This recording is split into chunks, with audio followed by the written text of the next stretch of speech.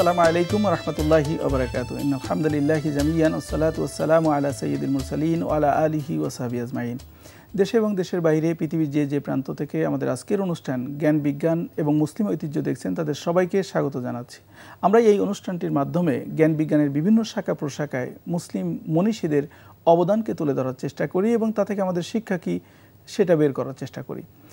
সেই ধারাবাহিকতায় আজকে আমরা যে বিশিষ্ট মুসলিম মনীষীকে নিয়ে আলোচনা করব, তিনি জ্ঞান বিজ্ঞানের বিভিন্ন শাখায় তার অবদান আজকে তাকে বিশ্ববাসীর কাছে স্মরণীয় করে রেখেছেন। তিনি একাধারে ধর্মতত্ত্ববিদ, জ্যোতির্বিজ্ঞানী, গণিতবিদ, পদার্থবিজ্ঞানী, মনোবিজ্ঞানী। তিনি হলেন ইবনে রুশদ। আমরা তাকে নিয়ে আলোচনা করব এবং তাকে নিয়ে আলোচনা করার জন্য আমরা স্টুডিওতে আমন্ত্রণ জানিয়েছি বিশিষ্ট শিক্ষাবিদ, গবেষক, লেখক ডক্টর মীর মঞ্জুর মাহমুদ। আসসালামু আলাইকুম ওয়া রাহমাতুল্লাহি ওয়া বারাকাতুহু। ওয়া আলাইকুম আসসালাম ওয়া রাহমাতুল্লাহি ওয়া বারাকাতুহু। সুপ্রিয় দর্শক শ্রোতা, আমরা আজকে ইবনে রুশদ, বিশিষ্ট দার্শনিক এবং সাথে সাথে বিজ্ঞানীও, তার জীবনী নিয়ে আলোচনা করব। তার জীবনের বিভিন্ন বিষয় আলোচনা করার শুরুতেই আমরা তার জীবনীর উপরে ছোট্ট একটি তথ্যচিত্র দেখে আসি। আবুল ওয়ালিদ মুহাম্মদ ইবনে আহমদ ইবনে রুশদ ছিলেন আইনবিদ, দার্শনিক, চিকিৎসাবিদ, জ্যোতির্বিজ্ঞানী, পদার্থবিজ্ঞানী, মনোবিজ্ঞানী এবং ভাষাবিজ্ঞানী। পাশ্চাত্যে তিনি আভিরোস নামে পরিচিত। তিনি 1126 সালে স্পেনের কর্ডোবায় জন্মগ্রহণ করেন। তার দাদা আব্দুল ওয়ালিদ মুহাম্মদ কর্ডোবার প্রধান কাজী এবং কেন্দ্রীয় মসজিদের ইমাম ছিলেন। তার পিতা আবুল কাসিমও পরবর্তীকালে কর্ডোবার প্রধান বিচারপতি ছিলেন। ইবনে রুশদ হাদিস গ্রন্থ, ফিকাহ, চিকিৎসা বিজ্ঞান ও ধর্মতত্ত্ব বিষয়ে শিক্ষা নিয়েছিলেন। তিনি মালিকি ফিকাহ শিখেছিলেন আল হাফিজ আবু মুহাম্মদ ইবনে রিজক এর কাছে। তার পিতামহ তাকে ফিকাহ এর জ্ঞান দিয়েছিলেন। বিশেষ করে ইমাম মালিকের সর্বশ্রেষ্ঠ কর্ম মুয়াত্তার পাঠ দিয়েছিলেন। তিনি আবু জাফর জারিম আল তাজাইলের নিকট চিকিৎসা ও দর্শনে জ্ঞান লাভ করেন। তিনি সেভিলে অনুষ্ঠিত সে সময়ের বিখ্যাত দার্শনিক, চিকিৎসাবিদ ও কবিদের সভায় উপস্থিত থাকতেন। আল মোহাদ খিলাফতের রাজ চিকিৎসক ছিলেন ইবনে রুশদ, যার ফলে চিকিৎসা সংক্রান্ত গবেষণাপত্র তিনি লিখেছেন। এর মধ্যে সর্বাধিক জনপ্রিয় তার আল কুল্লিয়াত ফিত্তির, যা বাংলায় হল চিকিৎসার সাধারণ নীতিমালা। মূলত তার এ কাজ ইবনে জুহরের বইয়ের সাথে পরস্পরের পরিপূরক হিসেবে রচিত হয়েছিল। তার এ বই ইউরোপে কয়েক শতাব্দী ধরে চিকিৎসাবিদ্যা শিক্ষার প্রমিত গ্রন্থরূপে ব্যবহৃত হয়েছিল। তিনি শতাধিক বই ও গবেষণাপত্রের রচয়িতা। তিনি গ্রিক দার্শনিকদের উপর বেশ কিছু ব্যাখ্যা গ্রন্থ রচনা করেছিলেন। তাই তিনি পাশ্চাত্যে ব্যাখ্যাদাতা, দ্য কমেন্টেটর এবং যুক্তিবাদের জনক হিসেবে পরিচিত। ইবনে রুশদের মতে আকাশ, সূর্য, চন্দ্র, নদী, সাগর সকল কিছুর মধ্যে যে সুষমা, তাতে একজন রূপকারের চিত্র খুঁজে পাওয়া যায়। এই রূপকারই আল্লাহ। ইবনে রুশদ প্লেটোর রিপাবলিকের ব্যাখ্যাকর্মে তাঁর রাজনৈতিক তত্ত্ব সংক্রান্ত চিন্তা চিত্রিত করেন। তিনি প্লেটোর চিকিৎসার সাথে ইসলামী রাষ্ট্র ব্যবস্থার সমন্বয় করার প্রয়াস নেন। তিনি আদর্শ রাষ্ট্রের মডেল হিসেবে ইসলামী শরিয়াহ শাসন ব্যবস্থায় শাসিত রাষ্ট্রের কথা বলেন। তিনি রাষ্ট্রীয় কার্যকলাপে নারীর সক্রিয় অংশগ্রহণের মতামত ব্যক্ত করেন। এর মধ্যে আছে শাসক, যোদ্ধা এবং জ্ঞানের শাখাসমূহে নারীর অংশগ্রহণ। তিনি তখনকার মুসলিম সমাজে নারীর সীমিত ভূমিকার প্রতি ক্ষোভ প্রকাশ করেন। তিনি বলেন, এটি রাষ্ট্রের জন্য ক্ষতিকর। 1198 সালে এ মহান ইসলামী চিন্তাবিদ মৃত্যুবরণ করেন। জ্যোতির্বিজ্ঞানে তাঁর অবদানের প্রতি শ্রদ্ধা রেখে চাঁদের অভিঘাত খাদ ইবনে রুশদ হিসাবে নামকরণ করা হয়েছে। আমরা ইবনে রুশদের জীবনে আমরা দেখলাম যে এত প্রতিভার তিনি অধিকারী। এই বিষয়টিকে আপনি কিভাবে মূল্যায়ন করবেন? আমরা যাকে ইবনে রুশদ বলছি, ওয়েস্টার্ন সোসাইটিতে তিনি অ্যাভেরোজ হিসাবে পরিচিত। যে তিনি কর্ডোবাতে জন্মগ্রহণ করেছিলেন, তৎকালীন দুনিয়ার জ্ঞানীর রাজধানী যেটা ছিল, ক্যাপিটাল অফ উইজডম, সেখানে জন্মগ্রহণ করেছিলেন। শুধু তাই না, তার আবহটা ছিল জ্ঞানের রাজধানী। তিনি এমন এক লাইব্রেরির প্রতিবেশী ছিলেন যে লাইব্রেরিতে তৎকালীন সময়ে 5 লক্ষ বই ছিল, বিভিন্ন শাখার বই ছিল। শুধু তাই না, তার পরিবারে বাবা ছিলেন বিচারক আর তার দাদা ছিলেন মালিকি মাযহাবের অনুসারী এবং কর্ডোবা মসজিদের তিনি ইমাম এবং খতিব ছিলেন।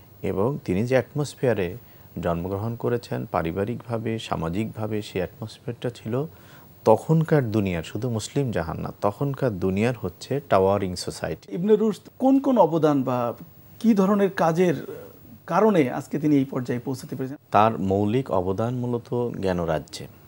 তিনি কালজয়ী বা কালোত্তীর্ণ হয়েছেন জ্ঞানের বিভিন্ন শাখায়। তিনি একদিকে যেমন পারিবারিকভাবে তার বিশ্বাসের শিক্ষাকে, অর্থাৎ ধর্মীয় যে জায়গাটা আমরা বলি, সে জায়গায় যেমন তিনি ভূমিকা রাখতে পেরেছেন, পাশাপাশি তিনি সমকালীন জ্ঞানকেও ধারণ করেছেন। যেমন সেই সময় অ্যারিস্টটলীয় দর্শনের ছড়াছড়ি ছিল এবং জয় জয়াকার ছিল। তিনি অ্যারিস্টটলকে খুব গভীরভাবে পর্যবেক্ষণ করেছেন, চর্চা করেছেন, তার উপরে তিনি তাকে গ্রহণ করেছেন। আবার তিনি ধর্ম দর্শনের মধ্যে সেতুবন্ধন তৈরি করতে চেষ্টা করেছেন। তার তো অ্যারিস্টটল চর্চা দেখে বা পাশ্চাত্য আপনার দর্শনকে চর্চা দেখে অনেকে তার ব্যাপারে বিরূপ মন্তব্য করেন। উনি বলেছিলেন যে ধর্মীয় বিষয়গুলোতে দর্শন আসতে পারে, তবে যদি দর্শনের সাথে ধর্মীয় বিষয়ে কোনো কনফ্লিক্ট দেখা যায় তাহলে আক্ষরিক অর্থে এটাকে গ্রহণ না করে এটার ব্যাখ্যা বিশ্লেষণের প্রয়োজন হবে। এই জায়গাটা প্রশংসিত হয়েছিল। যেমন তিনি আধুনিক সার্জারির তিনি জনক ছিলেন, তিনি দার্শনিক, তিনি কিন্তু সঙ্গীতজ্ঞ। তিনি অ্যারিস্টটলের সঙ্গীত বিষয়ক একটি গ্রন্থের উপরে তিনি কমেন্ট লিখেছিলেন, সে বইটা আলাদা আছে। তার সার্জারির একটা কথা আপনি শুধু দেখেন, তার বিলিফটা তাকে কীভাবে গাইড করছে। তিনি বলছেন, তার উক্তিটা আমি উল্লেখ করছি, তিনি বলছেন যে I give bandage, Allah heal the wound. তাহলে আজকে আমরা মুসলিম উম্মার একটা বড় অবস্থা হলো যে আমরা বিশ্বাস নির্ভর, প্রত্যাশা নির্ভর, কর্মনির্ভর না। অথচ ইসলামের নির্দেশনা কি? নির্দেশনা তো হলো এই যে আমাকে আমার সামর্থ্যের সবটুকু করে তারপর আল্লাহ তাআলার উপর তাওয়াক্কুলের নিয়মই হচ্ছে সেইটা। তাহলে ইবনে রুশদ যেমন কালোত্তীর্ণ, কালজয়ী দার্শনিক ছিলেন, তিনি কালজয়ী চিকিৎসাবিদও ছিলেন, এবং আজকের যে সার্জারি, আধুনিক সার্জারি, তাকে জনক বলা হয়। এবং তিনি কোনো জায়গায় না দর্শন চর্চায়, না তার চিকিৎসা বিজ্ঞানে, অথবা তিনি যে জায়গাগুলোতে কাজ করেছেন কোনো জায়গায় কিন্তু তিনি তার বিশ্বাসকে তিনি ছেড়ে দেননি। আজকে তিনি চিকিৎসা বিজ্ঞানে এতটাই সুনাম সুখ্যাতি অর্জন করেছিলেন যে রাজসভার চিকিৎসক হিসাবে তিনি নিয়োগ পেয়েছিলেন। আবার একাধারে কিন্তু তিনি বিচারকও ছিলেন।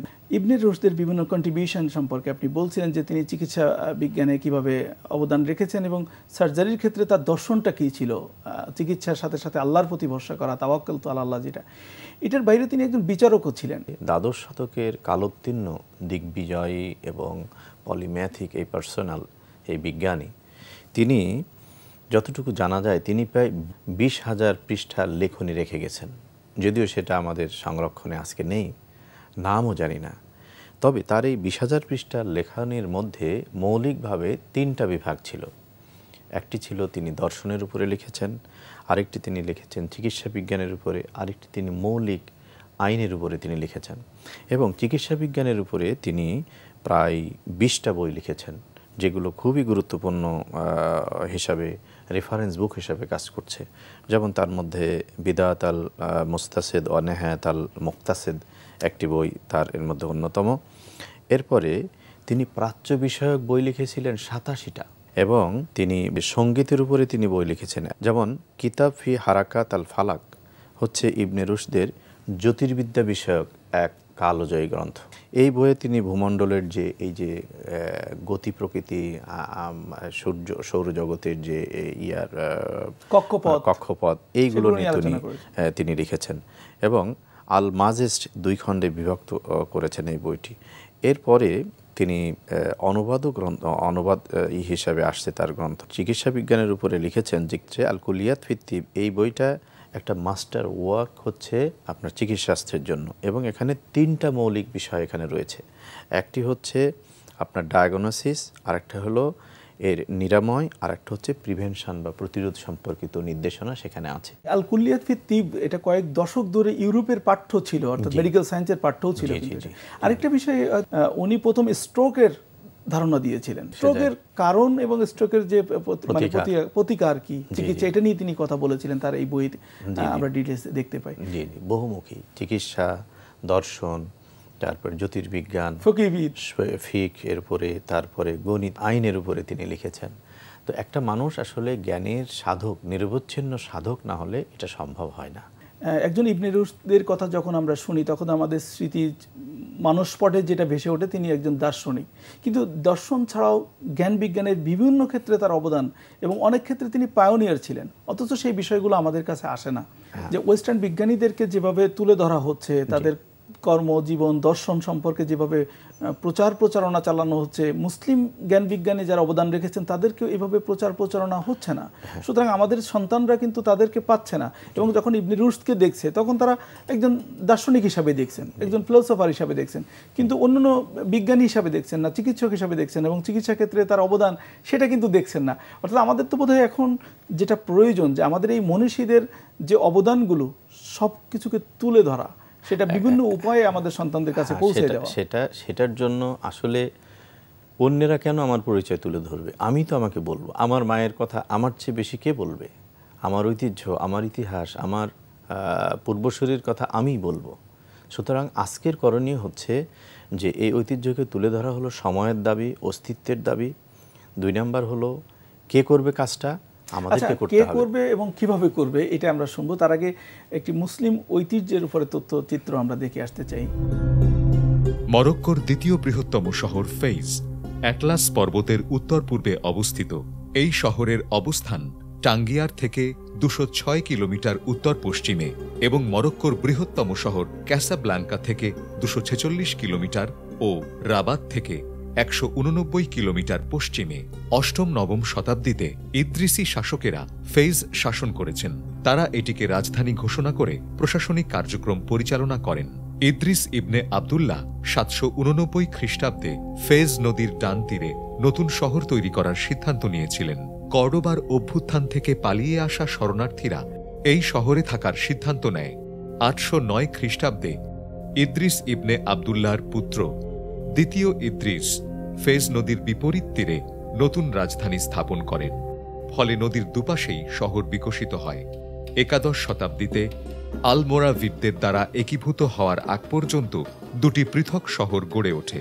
আলমোরাভিদ সুলতান ইউসুবের ইবনে তাশফিনের শাসনামলে শহরটি ধর্মীয় ও বাণিজ্যিক কার্যক্রমের জন্য সুনাম অর্জন করে। এ সময় শহরটি বিশ্বের বৃহত্তম নগরীতে পরিণত হয়। 13-14 শতকে ফেজ খ্যাতির চূড়ায় পৌঁছায়। এ সময় অসংখ্য মসজিদ মাদ্রাসা নির্মিত হয়। 1276 খ্রিস্টাব্দে সুলতান আবু ইউসুফ ইয়াকুব ফেজ এল জাদিদে রাজকীয় প্রশাসনিক জেলা নির্মাণ করেন। এই এলাকায় এখনও প্রাসাদ ও বিভিন্ন বাগান রয়েছে। ইউনেস্কো 1988 সালে এই শহরকে বিশ্ব ঐতিহ্য হিসেবে ঘোষণা করে। এই শহরে 859 সালে প্রতিষ্ঠিত আল কারাউইন বিশ্ববিদ্যালয় রয়েছে। একই সঙ্গে আন্দালুসিয়ান মসজিদের জন্য এই শহর বিখ্যাত হয়েছিল। ফেজ শহরকে আফ্রিকার এথেন্স বলা হয়। এই শহরে বিখ্যাত মাদ্রাসা হল বো ইনানিয়া মাদ্রাসা, আল আত্তারিন মাদ্রাসা এবং শাহানিজ মাদ্রাসা। মুসলমান শাসনামলে শহরটি শিক্ষার অন্যতম আলোচিত অঞ্চল হিসেবে পরিচিতি পায়। শহরটি পর্যটন শহর হিসেবে বর্তমান সময়ে খ্যাতি লাভ করেছে। আমরা এই যে মরক্কোর ফেজ নামক একটা সিটি বা শহরের ঐতিহ্য আমরা দেখলাম, এবং এই টোটাল সিটিটা মুসলিম শাসকরা করেছিলেন। এই বিষয়টি আপনি কিভাবে দেখবেন, বা এখনকার যুগে বসে সেই কন্ট্রিবিউশনটাকে কিভাবে মূল্যায়ন করবেন? মুসলিমদের একটা বৈশিষ্ট্য হচ্ছে তারা যখন যে জনপদে গিয়েছে সেই জনপদকে তারা আপন করে নিয়েছে, এবং তাদের লক্ষ্যটা ছিল এমন যে আমি ছুঁয়ে যেতে চাই মাটি মানুষের সুনিবিড় অন্তর। তারা ভাষা দেখেনি, কালচার দেখেনি, যখন যেখানে থেকেছে সেখানকার মাটি মানুষকে, বিশ্বাসকে তারা ধারণ করেছে। তবে তাদের বিশ্বাসের, ধর্মবিশ্বাসের যে মৌলিকতা সেটাকে রেখে সেই সমাজকে আপন করে নিয়েছে, এবং সেখানে তাদের স্মৃতি রেখেছে, এবং স্মৃতিটা হলো উন্নয়নে, সমৃদ্ধিতে সব জায়গায় রেখেছে। আসলে মানুষ বহির কাঠামো কখন গড়ে? যখন তার ভিতরের কাঠামোটা সুন্দর থাকে। মুসলিমরা এই যে ফেজের যে ঐতিহ্য আমরা দেখলাম, সেখানে মুসলিমরা ওই মরক্কো নগরীর ওই মরক্কোর ফেজ শহরের মানুষের জীবনের ঐতিহ্য মানে কালচার, কৃষ্টি সব জায়গায় তারা কন্ট্রিবিউট করেছেন। পাশাপাশি বাহ্যিকভাবে এই স্থাপনাগুলো প্রমাণ করে যে তারা সেই সমাজ, সেই শহরের, সেই জনপদের মানুষের ভিতরে বাইরে সমৃদ্ধি দিয়েছিলেন, প্রশান্তি দিয়েছিলেন, উন্নয়ন দিয়েছিলেন। পাশাপাশি তার বহিঃপ্রকাশটা এটা আছে। এবং আপনি সেই সময় সাহিত্য দেখলে দেখবেন শুধু মুসলিমরা এই যে ফেজের যে ঐতিহ্য আমরা দেখলাম, মরক্কোর ফেইজের শুধু বাহ্যিক ঐতিহ্য নয়, তাদের লেখনীতে, তাদের সাহিত্য চর্চায়, তাদের কৃষ্টি কালচারে দেখবেন যে উন্নতি হয়েছে। যে কাজগুলো আমাদের মুসলিম মনীষীরাই মূলত জ্ঞান বিজ্ঞানের অবদান করেছে। আজকে আমরা যাকে নিয়ে আলোচনা করছিলাম, ইবনে রুশদের আমরা বিশেষ কালজয়ী কিছু রচনা আছে এবং সেই রচনার মধ্যে কিছু রচনা আবার ওয়েস্টার্ন সোসাইটিতে ট্রান্সলেট হয়েছে। তার মধ্যে একটি হচ্ছে দ্য কলিজেট যে গ্রন্থটি, এটি দীর্ঘদিন ধরে পাঠ্য ছিল। এটা হলো তারা বাধ্য হয়েছেন জ্ঞানের এই আকরকে, এই মাদার ইনফরমেশনকে গ্রহণ করতে, যেহেতু এটা না করে উপায় ছিল না। 2 নাম্বার হচ্ছে যে এটা এমন স্ট্যান্ডার্ডে ছিল যেটাকে আসলে ইগনোর করে চিকিৎসা শাস্ত্রে, যেমন আমরা বলেছি তিনি সার্জারির জনক ছিলেন, দর্শন শাস্ত্রে তিনি তার অবস্থান রেখেছেন, গুরুত্বপূর্ণ কন্ট্রিবিউশন রেখেছেন, জ্ঞানের বিভিন্ন শাস্ত্রে তিনি অবদান রেখেছেন। যেগুলোকে অ্যাভয়েড করে পারেনি ঠিক সেটাকেই তারা গ্রহণ করেছেন। আসলে উনি চিকিৎসা শাস্ত্রের নতুন কিছু দিগন্ত উন্মোচন করে দেয়। তার মধ্যে যেমন ধরেন সার্জারি বিষয়ক তার এই বইটা ছিল চিকিৎসা শাস্ত্রের কিছু নবদিগন্তের সূচনা তিনি দেখিয়েছিলেন, নবদিগন্তের দরজা তিনি খুলেছিলেন, যেটি এই বইতে সন্নিবেশিত হয়েছিল। এই বইয়ের ভিতরে একটি বিষয় ছিল যে রেটিনা সম্পর্কে তার নতুন তথ্য তিনি দিয়েছিলেন, যে আলোর যে সংবেদনশীলতা সেটা রেটিনার দ্বারা হয়, যেটা এর আগের যে আবিষ্কারটা ছিল বা যে তথ্য ছিল সেটির পরিবর্তন এনে উন্নতি সাধন করেছিলেন। এই ধরনের নতুনত্বই বোধহয় তাকে আজকের মানুষের কাছে বা তখনকার ইউরোপের কাছে গ্রহণযোগ্য করে তুলে দিয়েছিলেন। এর বাইরে তিনি আরেকটা চমৎকার কাজ করেছিলেন, ফিকহি মাযহাবের ক্ষেত্রে যে মতবিরোধ নিরসনে শান্তিপূর্ণ সহাবস্থানের জন্য গুরুত্বপূর্ণ ভূমিকা পালন করেছিলেন। কালোত্তীর্ণ যারা হয়েছেন লেখক হিসাবে, কন্ট্রিবিউটর হিসাবে, এর পিছনে 2টো কারণ আছে। প্রথম কারণ হলো যে যারা সমাজের চাহিদাকে পূরণের জন্য লিখেন বা ভাবেন তারা সবসময় কালোত্তীর্ণ হন। ওনারা সেই সময়ের দর্শন বলেন, আইন বলেন, চিকিৎসা বলেন, এই শাস্ত্রগুলোতে যে যে জায়গায় মানুষেরা হোঁচট খাচ্ছিল অথবা থেমে গিয়েছিল সেই জায়গাটার জটটাকে তারা খুলে দিয়েছেন। আরেকটি দিক ছিল যে তারা মূলত জ্ঞান দিয়ে, প্রজ্ঞা দিয়ে, সক্ষমতা দিয়ে মানবতার জীবনের প্রত্যেকটা কন্দরে, প্রত্যেকটা এরিয়াতে, পরতে পরতে তারা আলো দিতে চেষ্টা করেছেন। আর যে অবস্ট্যাকেলগুলো, ডিফিকাল্টিসগুলো মানুষ তার জীবনযাপনে পেয়েছে সেগুলো দূরের জন্য তারা সবসময় সচেষ্ট ছিলেন। কন্টেম্পোরারি ইস্যুকে তুলে এনে তার সমস্যা সমাধানের চেষ্টা করেছেন। অসংখ্য ধন্যবাদ, আপনি অত্যন্ত গুরুত্বপূর্ণ কিছু তথ্য দিয়েছেন ইবনে রুশদ সম্পর্কে, যেটা আমরা নতুন করে জানলাম, আমাদের দর্শক শ্রোতারাও জানলো। আমরা আসলে ইবনে রুশদের এই জীবনী থেকে আমাদের জন্য শিক্ষা নিতে চাই। আমরাও সমাজের বিভিন্ন সমস্যাকে অনুধাবন করে, সমস্যা নিরূপণ করে, তার সমাধান বের করে আমরা আনার চেষ্টা করব এবং সেই চেষ্টা করার জন্য যা দরকার, জ্ঞানের বিভিন্ন শাখা প্রশাখায় পদচারণা দরকার, পাণ্ডিত্য অর্জন করা দরকার। আমাদের সন্তানদের মধ্যেও এই জ্ঞান, এই গুণ, এই দুটি সমন্বিত ঘটুক আমাদের সন্তানদের মাঝে, সেই প্রত্যাশা রেখে আজকের অনুষ্ঠান আমরা শেষ করছি। আমা তৌফিক ইল্লা বিল্লাহ। আসসালামু আলাইকুম ওয়া রাহমাতুল্লাহি ওয়া বারাকাতুহু।